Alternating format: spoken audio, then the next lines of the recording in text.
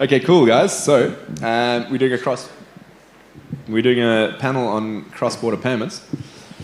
So how we're going to run this, I think, is I'm going to put out some general questions. I'm not going to put you guys on the spot. I'd like to kind of get answers from all of you on this because I think that's how we can get quite a lot of diversity in the answers. So the first question I want to start with is let's just help the audience understand how cross-border payments function today. So in TradFi, how do cross-border payments function? And I said I wasn't going to put anyone on the spot, but I think Divan's probably best suited to answer that for us. Yeah, 100%. I think the short answer is it's bad and it's convoluted, but the actual process is you start at your sending bank, and then you would have multiple correspondent banks. You would have, let's take an example of USD. So USD would be sent from a bank in the States, and then there'd be a correspondent bank for the rand conversion if you send it into South Africa, and then that rand would then be allocated to possibly another one or two correspondent banks, and then ultimately at the end at the recipient bank, and that would take anywhere from 24 to 48 hours if nothing goes wrong. And that's sort of the basic premise. And then there's obviously additional fees, and then the messaging system around the money transfer. So you have all these banks working in the middle, but the messaging system is the SWIFT system that you all know, and that's just the way the banks communicate with each other on how, what the transfer is for, and any compliance checks associated with that will be listed there. Anyone want to add anything more on that, the point of how TradFi payment systems work? I think it's just important to note that in the current TradFi payment system, risk moves quickly and money moves slowly. So the messaging system that we use, we know as SWIFT, isn't the actual movement of the money. It's the ledger, if you will, and it causes a lot of problems, as we all know. So when someone says they're doing a SWIFT transfer, they're not actually doing a SWIFT transfer. They're doing a bank transfer, and SWIFT is just conveying the information across multiple hops, and you hope that those hops get to where they're meant to go. Another thing I learned just last night about this actually is that if you're sending money from, I think it's Uganda to Kenya, it goes through the British pound, and I believe I'm guessing many other markets in Africa would have that issue. So you're basically dealing with countries that are not even on the continent, and all of the extra time and risk associated with that potentially. Yeah, London's your FX market, New York's your equities market, but pretty much global currency all has to go through either one of those to settle in whatever other jurisdiction. I mean, some might argue that's a form of monetary colonialism, right? So I think we can all agree here that the incumbent system is slow, expensive, and extractive to some degree. So the next point I want to get to here is then how do cross-border payments work on Lightning? And I think, Theo, I'd like if you could kick this off because, as you guys might know, Theo runs a company called MarvaPay, and they've built a cross-border payment solution on top of Lightning. Yeah, so I think it starts with an on-ramping leg and off-ramping leg. So the on-ramping leg usually requires like some sort of banking integration because there are two ways to it. Either you send Bitcoin via Lightning, or you have to find a Bitcoin somewhere. So it depends on what your customer is giving you from the on-ramping leg. So if your customer is giving you fiat, for example, you would need to buy Bitcoin with that money. So you buy Bitcoin with that money, and then you send it via a Lightning channel. Send it via a Lightning channel to a partner node in the destination country that receives the Bitcoin and off-ramps it using an exchange, or if they are an exchange themselves, they exchange it for fiat, right? And this is a lot better than the SWIFT system that was just described now, because now you only need to worry about Bitcoin. You don't need to worry about the different legs in between, right? You just worry about Bitcoin and managing your Lightning node. So if I understand the infrastructure requirement correctly, you're making a local in-country bank transfer, which is very different to an international bank transfer. And then you connecting that up to the Lightning Network, and then you're making a in-country bank transfer on the other side as well. Correct. And it basically means like the fiat is not necessarily leaving the country, right? If someone is giving me, for example, Naira in Nigeria to send to South Africa, the Naira stays in Nigeria, right? Bitcoin is the only thing that moves, right? And it's decentralized. So It's just a simpler UX compared to traditional system. And does that mean that the messaging system, so what Swift would do, that messaging system is now being decentralized to the companies that are processing the payment for you? So it's not going through a centralized entity of Swift. It is MyBurgh, for example, that's sending the information to the South African recipient. Yes, and that is good. It's kind of like a WhatsApp message, right? You're sending it directly to the person. You're not sending it through a proxy, right? Or like a Bluetooth connection, right? So you're connecting to the node that you want to use to off-ramp in your destination country. So it's just the better way to do it. So the way we explained it now, it still sounds pretty complicated, right? Because you need to have these infrastructural elements in both the jurisdiction that the transfer is originating in and the jurisdiction where the transfer is terminating in. So you need to have like a Bitcoin exchange or some form of Bitcoin liquidity. You need to have connection to the Lightning Network, and you need to have the ability to interface between fiat and sats, and then probably some form of API, right? Yes, correct. I don't want to be like I'm the only one speaking here. No, you go for it, because you're the expert on this. Yeah, so yes, these are just some of the complexities, right? And which is why, companies like MyBurgh, Orange, take away these complexities, just like how LSPs take away the complexity of running a node, a Lightning node, so that the customer doesn't have to worry about those technical difficulties. They only need to worry about, sending the money to the destination, right? And I love this method of slow adoption because it's not something that people are used to, even people who do not necessarily believe in Bitcoin. But once they see the value in what you're doing, like once they see the benefits of what you've done, then they ask questions. Okay, how did you do it? I would do this through a bank, and I would have to get dollars, go through this hassle. But now you're doing it instantly, settling it in about 5 minutes. How do you do it? And then the conversation about Bitcoin steps in. And so I think something that you mentioned there is really, really important, and that is that the user only has to make a bank transfer. Or if in the case of, let's say, Kenya, a mobile money transfer, right? But it is the UX that they already are used to. You've made thousands of bank transfers in your life. It's a very simple, and it's a local bank transfer, right? And that has cost implications too. Like in Nigeria, what's the cost of sending a local bank transfer, for example? So if it's same bank transfer, it's free. Same bank transfers are free. If you're doing an interbank transfer, it's cost about, let me say, 15 naira is... It's like 80 cents South African. It's like less than R1. Yeah, it's less than... Less than a cent. Yeah, it's less than a cent.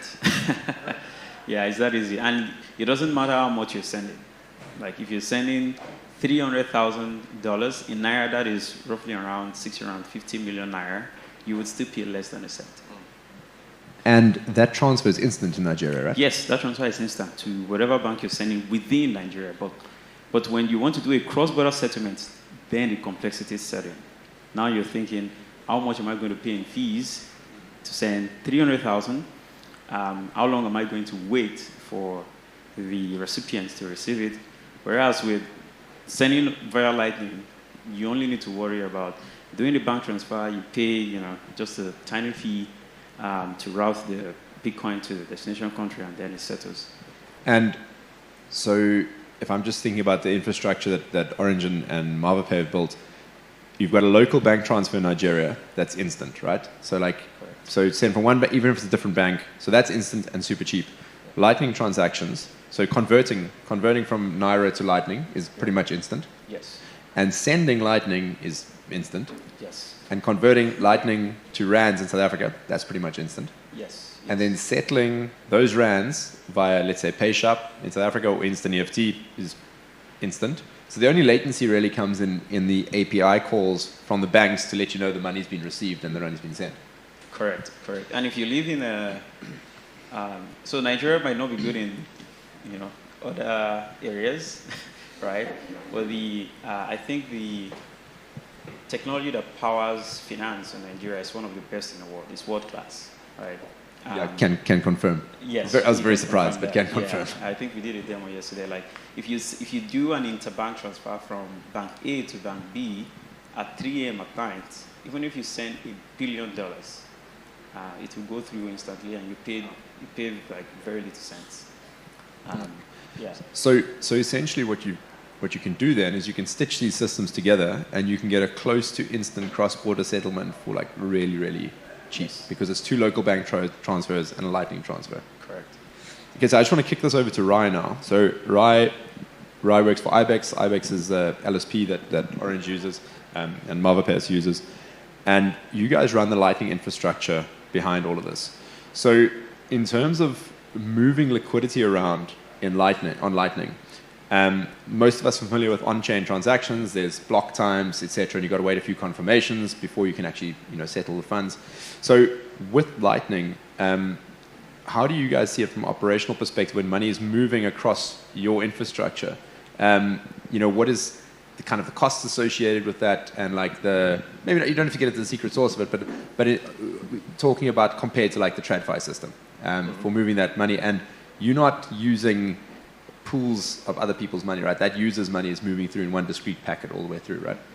Well, it depends on if it's leaving our infrastructure or staying in our infrastructure, and MavaPay to Orange is within our infrastructure, so that obviously helps a lot. But we just tie it to cost of capital that you get on, say, the bond market. So as long as we're making more than the 4.5% that we would make on that capital putting on the bond market, then that's what we put in our Lightning channels. So that's how we kind of monitor the cost of our Lightning channels, or the liquidity that we tie up there, versus what you would reap on a normal market. And you mean 4.5% per year? Yeah. Right. So for those few seconds that transaction, or that second that transaction is flowing through, we're talking like 0.00001% kind of on that. Yeah, exactly. Okay, right. So I think everyone's now kind of got an idea of like the infrastructure of how this works and like how the money movement works. So I want to talk about efficiencies being gained, and I think we've kind of touched on this a bit. But Rai, if you can just kick us off here, like big picture, like efficiencies for sending value this way versus sending Swift. Like where do you see the biggest? So at IBEX, we focus on the global south. The reason for that is that the most pain suffered globally in terms of financial access and financial freedoms is held by the global south. So our why is level the financial playing field. The end of that is for the global south. We don't add that in our why, but that's really what it is. And what does that mean, leveling the financial playing field?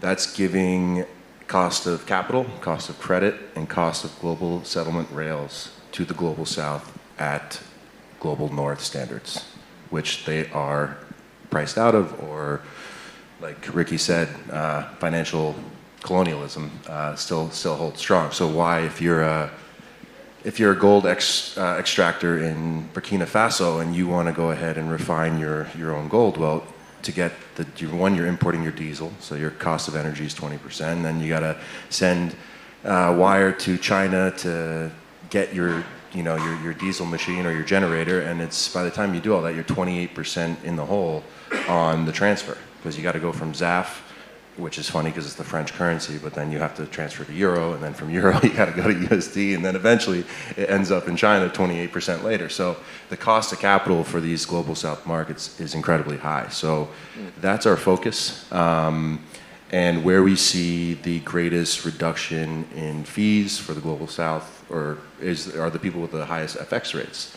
And so we see that as the greatest opportunity. Ricki said it yesterday, like, yeah, it's cool to send money from Europe to Kenya, right? But those routes are strong. Europe to India, pretty strong, very tight spreads.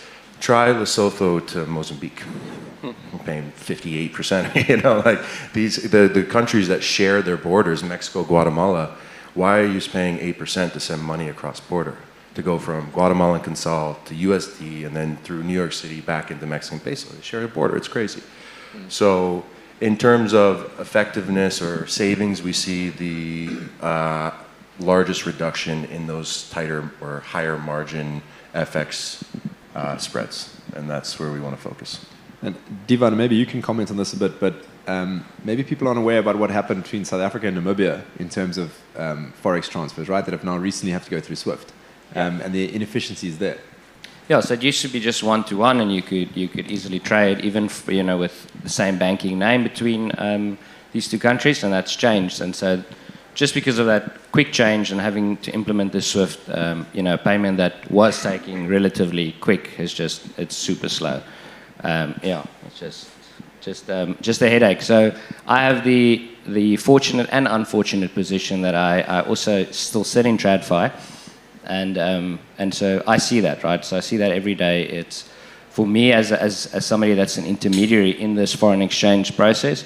We have to go sort of, if we look at that Namibia trade, we have to now do so much more work to try and give an acceptable experience to the underlying client. So just touching on what you asked Ray earlier as well is the use case that we see is just taking the friction away, would just enable clients to do these transfers so much easier, and because it is such a headache, and people just end up going for the path of least resistance, which often costs the most.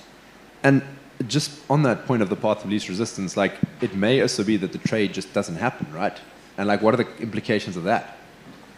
Oh, well, I think the first thing, just going back, is sort of settlement. So it's not necessarily that a trade wouldn't happen. There could be a lot of compliance things that stop a transaction, or any number of things, country being sanctioned or whatever the case is. But even if the settlement happens, there's no real confidence unless you really have that money in your account. Whereas the opposite is where if we're using Lightning, it's gonna happen, right? It's gonna happen on that day. It's gonna be finalized. But the point for me is there's that window with settlement where you could see a payment being settled, but there's this 6 to 8 hour window where they could still overturn a payment. And so you see a settlement on your side, but ultimately there's an additional compliance check by one of the intermediate banks or whatever the case is.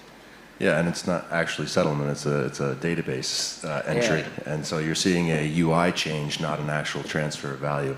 And I think that's where, when you see what happens between MavaPay, Lightning, Swoop, and you see someone send a local Nigerian bank payment and it ends up in South Africa a minute later, the finality of that makes you feel secure, it makes you feel safe.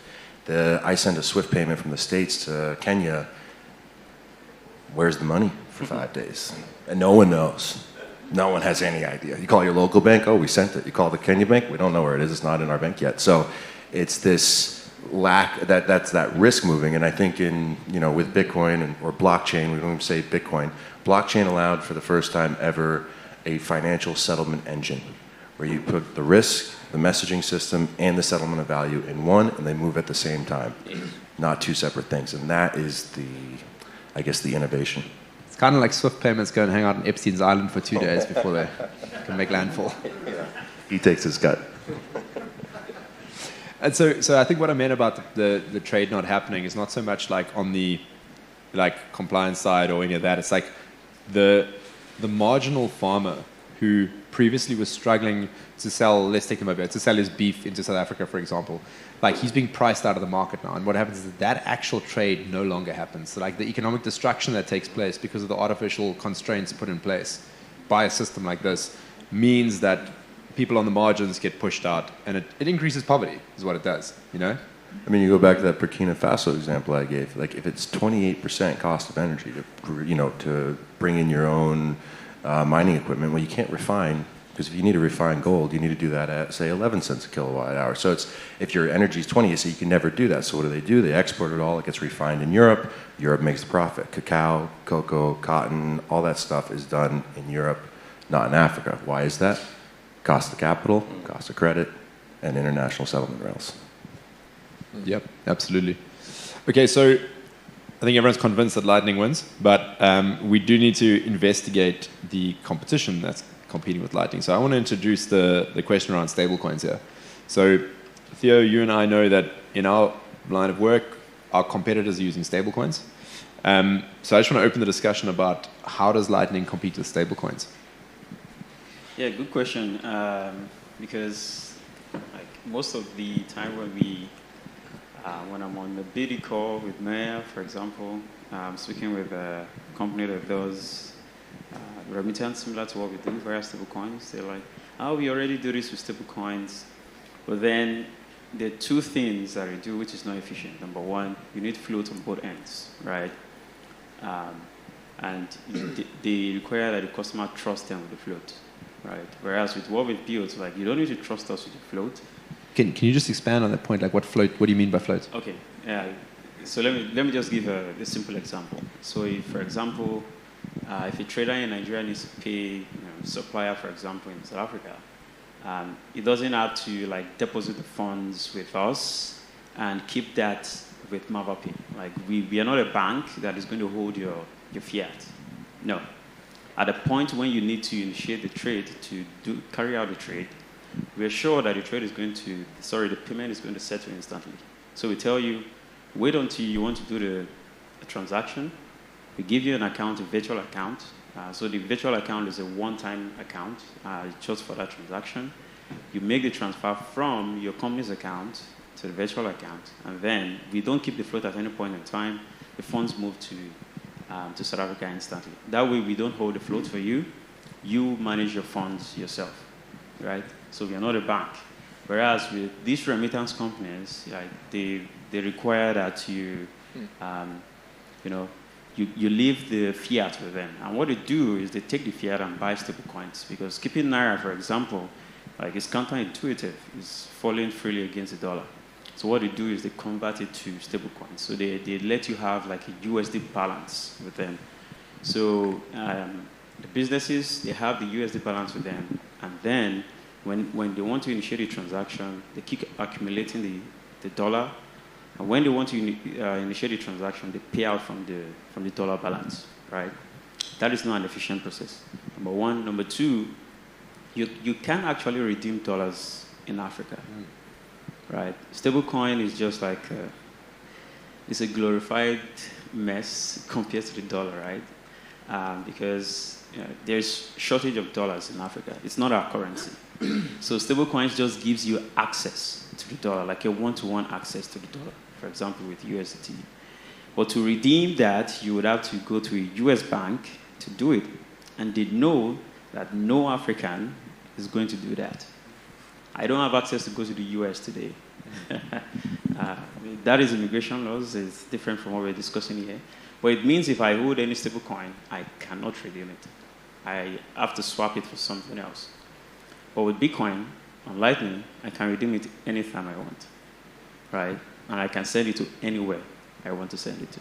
So that is a difference. So what you've described makes perfect sense, and I don't think people are thinking this deeply about it. And why I say that is like Nigeria, and Robert, maybe you want to speak about this, but Nigeria has seen a boom in stablecoin Tether adoption, right?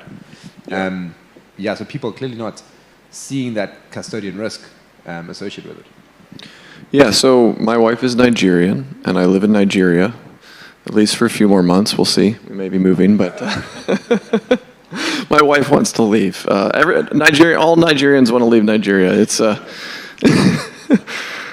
they have issues there, but wonderful people. But nonetheless, so when I came to Nigeria a few years ago and met my wife, and it struck me how insane it was to try to live there with U.S. bank accounts and stuff. It would have been close to impossible if I had not had Bitcoin basically as my foundation, and then as we were dating and eventually married, sent her funds via Lightning to BitNob and other applications in Nigeria, and just much faster, much more efficient, lower fees.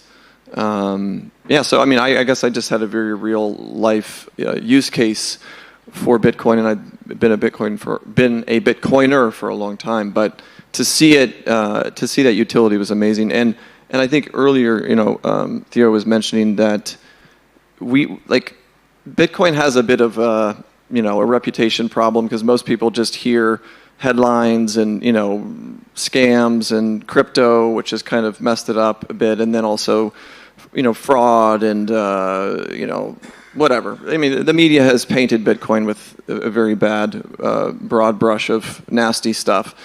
But when we start seeing people's lives improved, and we're not trying to sell them on holding Bitcoin as an asset, but they're just these remittances are powered by Bitcoin. I think that's amazing, because you're not having to go and try to convert people and proselytize.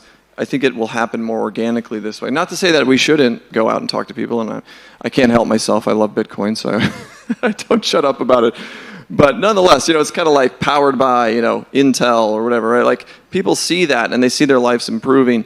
Then I think eventually it'll click and they'll start to wonder, what is this thing? And then maybe they go down the rabbit hole and then they get it. And so I think I love that this is happening and that people are understanding, like, yeah, there's like Rai was saying, you've got huge opportunities in terms of business where 40-50%, in conversion fees. And so that's like, when you just think from a business perspective, that is a huge opportunity because there's money to be made there, and it's improving people's lives dramatically enough that they're going to make that switch, right? I mean, if you're able to save 30-40% on a, it doesn't matter, if you care about Bitcoin or not, you're going to do that. And so, anyway, I kind of rambled, but so there's something I want to just bring up here. That's probably what I'm going to speak about now, Theo. But so something you mentioned is that the Naira doesn't leave Nigeria when you're using a system like MarvaPay. You're buying sats with it, right? When you're using stablecoins, the Naira, you go to purchase stablecoins. Sure, the Naira doesn't leave Nigeria, but what's happening is you're supporting the US debt market, right? Correct. I was about to touch on that point, which is why I was signaling you. So in Nigeria, like stablecoins, I think about 80-90% of the market uses stablecoins, even for cross-border settlements, P2P settlements. But the thing is, you're basically trading debt. Yeah, that is basically what it means. Like you're trading your currency to buy US debt because they're minting the stablecoins, and you would never have real access to it. We shouldn't be trading with the dollar. That is the truth. We shouldn't be trading with that. We should either be trading with our currency or something that gives us that freedom. And that is being taken away from us, and they're giving us the stablecoins as an alternative. But is it a true alternative? No, because taking the power away from Nigerians, taking the power away from Africans. They try to tell you, okay, your currency is falling, use this virtual dollar asset, which doesn't really make sense. But with what we've built, for example, with MarvaPay, you're using Lightning, you're using something that even the US government cannot peg against, right? So you're truly free from that debt that stablecoins exposes you to. You're free from the digital debt-based Ponzi token. Exactly. The stablecoins. U.S.'s largest export is the dollar. Yeah, so my next point is how does politics affect stablecoins? And I think this is, if we had this discussion before Venezuela, it wouldn't have been as relevant, but I think we just saw like the naked power that gets exerted there. So, I mean, Rai, maybe you want to just explain to people what happened with Maduro and with the tether holdings of Venezuela. Yeah, I mean, essentially they're private corporations and they can be called by any government, or not any government, strong enough governments like the US, and be told, stop this account, freeze this account. And so you may buy all those dollars, but they're not yours, especially if they're being held in digital balance. It's not like cash in a room and some corrupt politician in Kenya's got $40 million. It's harder to get that. But if there's a $40 million digital balance, that's not yours. And if you cross the path or take a path of an unacceptable path to those in power, then you're shut off. So increased risk there as well. Yeah, so South Africans here will know that South Africa and the US relations have been a bit strained of late. And this is obviously, it was a hypothetical risk until what happened with Venezuela happened, where Tether literally at the behest of the CIA or Mossad, whoever you believe, seized the funds of the Venezuelans, and they were trading oil for Tether. They seized those funds. So do we really want to be conducting cross-border settlement and building a system of cross-border settlement on top of an asset that can be seized like that? And no due process, no court, just, that's mine. I'll just maybe add to that and say that when it was just a US dollar, it's one thing, but now it's so programmable and it's just, it's instant. The freeze is instant. Where there used to be a bit of bureaucracy that at least gave you some time with the straight-up dollar, now it's just, we're probably worse off using a stablecoin. Yeah, and I think something that we say often, but everyone looks at the stablecoins as all the rage. Well, what does Bitcoin not have? a marketing department. We say that all the time. Well, what do all the stablecoins have? Marketing departments. All the VCs. Yeah, you saw that drone show in Lugano. Yeah, there was a marketing budget there. But all these VCs are going after stablecoin companies. I mean, I was talking to a guy the other day, and he said, a great idea for Africa would be a private equity roll-up of all the stablecoin companies. Just different branding, different teams, same thing under the hood. So why are we using this? And then another piece that no one talks on, stablecoins suck. Like, if you actually are on the technical side and you're providing infrastructure like we are, they're not cheaper. They're not faster. They're not better. They've got the better marketing department. But try to send Tron, you want to create a wallet, it's $35. MavaPay and Orange are going to eat that fee. The end user's not going to see it, but that's instantly not cheaper for them. And then there's a certain cost per send, and if each user wants a wallet, I mean, it becomes, and then, well, hell, you want to go from Tron to Ethereum, well, there's a bridge there. And so it becomes very complex very quickly. And the liquidity is not there in the market. It's like a big hype cycle in Africa, I think. And everyone's talking stables, but it's behind the scenes, it's... Every single bridge, every single point, like you're saying, it's censored.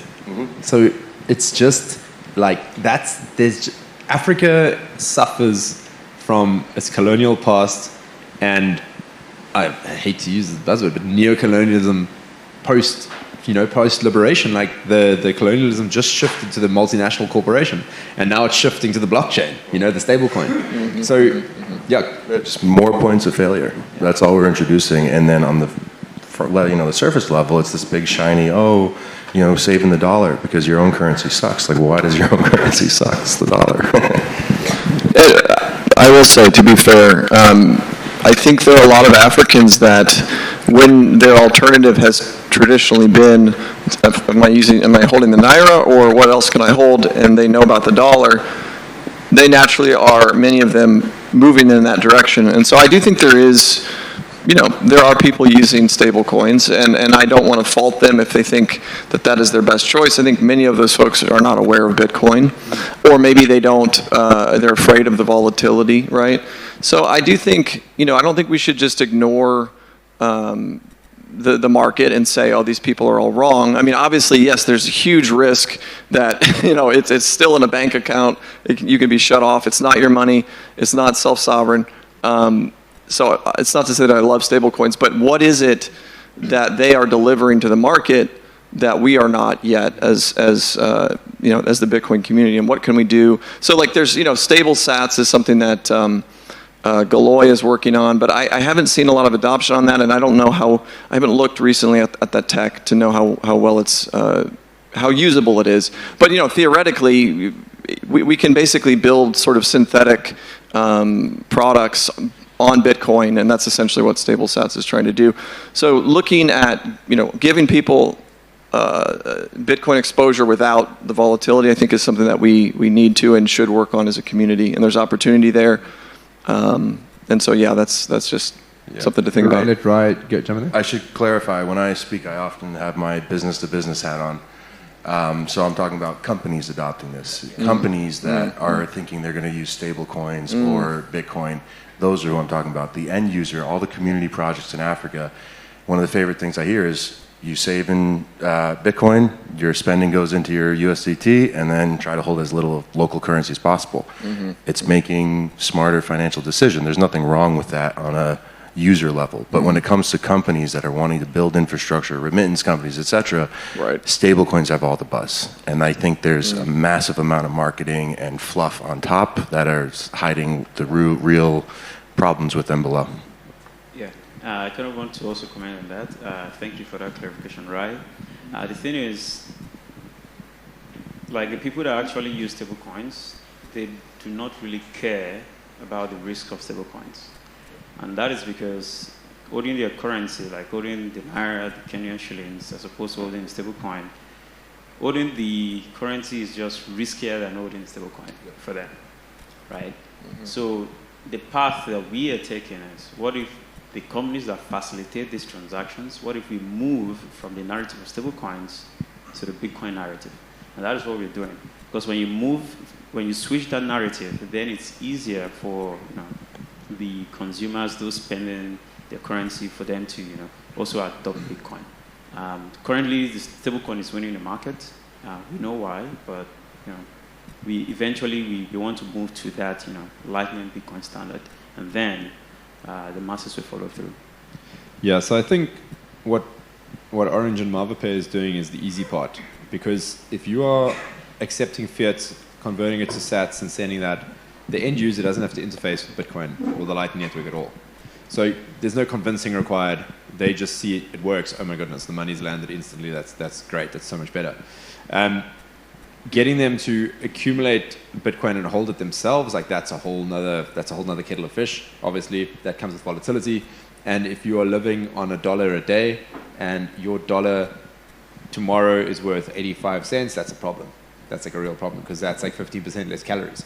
So that like really affects you. But so that's why I say what we're doing is easy, because we don't have to deal with that. But what it does do is it creates a driver for market making in Bitcoin in those local countries, and it brings Bitcoin to those local markets.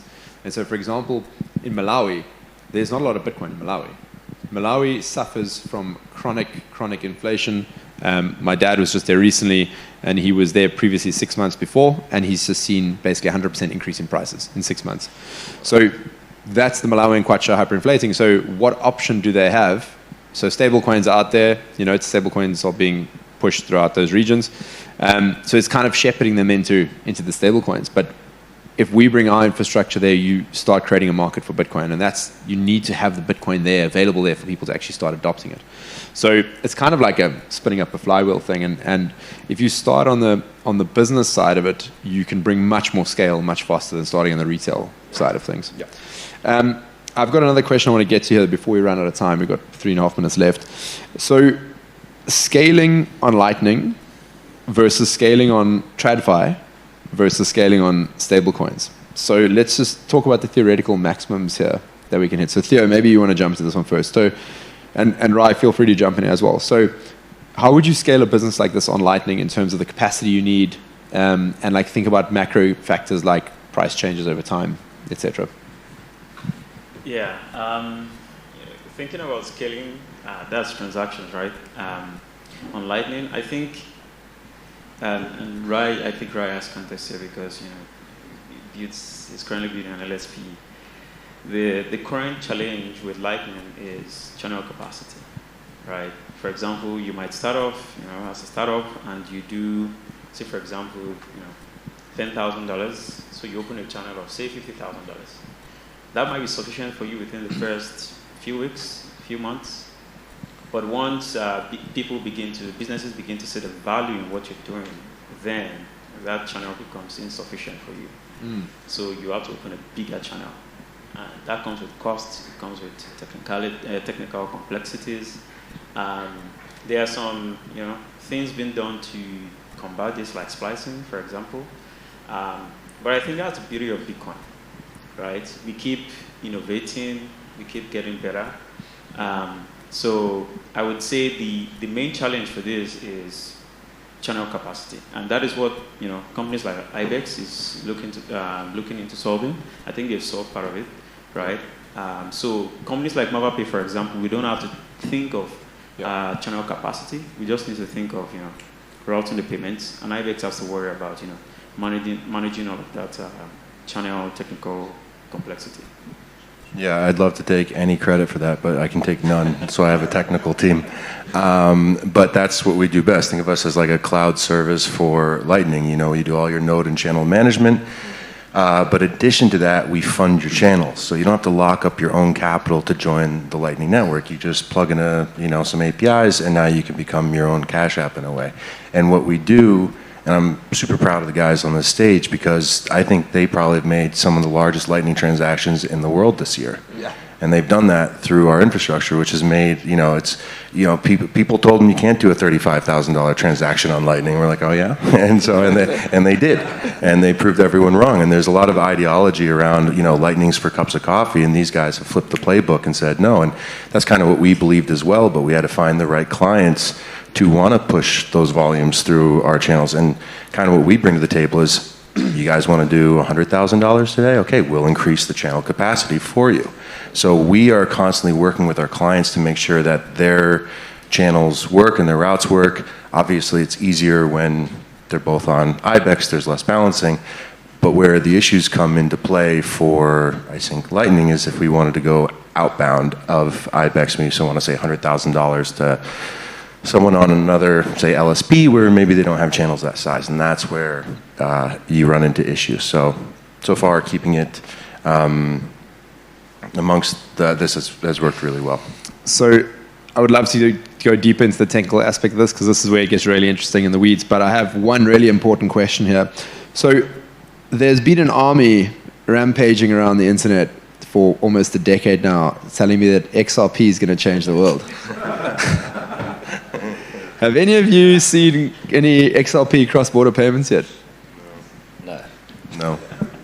I've seen a lot of XRP marketing budgets, though. So I think, like, just to leave it there, the reality that we're seeing on the ground is that it's stablecoins versus Lightning versus the TradFi system for cross-border payments. The other solutions like XRP that's been promising for a decade to solve these problems, like, they're nowhere, like absolutely nowhere. So I think TradFi is dead. There's no way they can really pull this one back. Their system is just not fit for purpose. They cannot deliver instant payments at sub 1% costs. Like, it's not possible. So really, it's up against Bitcoin versus stablecoins, and stablecoins, you're moving into a more permission system that is potentially, even worse than the incumbent system in terms of censorship and supporting the debt-based Ponzi. So yeah, any final thoughts from you guys? Yeah, my recent orange pilling has gone from not orange pilling at all, because I got tired of it, to now it's very simple. Blockchain is here to stay. Banks are adopting blockchain. Which one? Yet to be determined. We all believe it's Bitcoin. So it's up to you to pick your horse, but it's not going anywhere. And then they can take their journey from there. Closing thoughts there from you, Rob? Yeah, I think I see stablecoins as the last dying gasps of a system that is going to be obsolete, hopefully within 10, 20, 30, I don't know, hopefully in my lifetime, let's say. So yeah, I'm very optimistic. We have just a much better technology. And the philosophy of it matters, and we are on the moral high ground.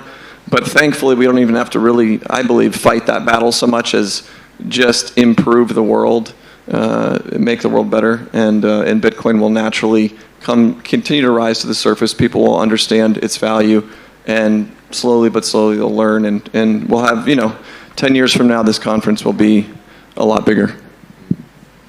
Yeah, I think just from my side, I think building for the future has got a lot to do with probabilities, and you want to build on something that's got the highest probability of being around. Mm-hmm. And so if we look at TradFi, I think they're clinging on to compliance. Compliance, at least in the South African context, is saving them to a large degree because of something like exchange controls. You can't just walk around that because they can take legal action, as an example. But I think building on the thing that will sustain is Bitcoin, and at least in our view, and that's what Swoop is doing as an example. Yeah, for me, I think the philosophy for me is progressive adoption, especially for the African market, given that we have fragmented markets, fragmented payment systems. So we need progressive adoption towards Bitcoin, and it's a job of we that understand the system, the current system, as well as Bitcoin technicalities. It's our job to build a bridge between them. That is what MabaP is doing. That is what we need, more companies like MabaP to solve these problems. So yeah, it's back to the drawing board, solving these problems so that we can progressively adopt people to use the better technology that is Bitcoin. Yeah, one more thing. That's the most exciting part about this industry is that MabaP is saying we need more MabaPays. Yeah. Go to Cash App and see if they say we need more Cash Apps. Yeah. Give them all a round of applause, everyone. Just, Almo, before you kick us off, one last point here. If there's anyone out here that is in another African country and you like what you've heard and you want to build infrastructure so that you can also partake in this and assist in cross-border payments on Lightning, go for it. Speak to us, speak to Theo, speak to myself, Rai. Like, we're there to support you guys and would love to work with you, because it's not a competition. Together we're stronger. We can build a bigger network. It's not about fighting for market share. It's about connecting countries together. So if you've got any ideas, please go for it. Thank you very much. Great. Reminds me of the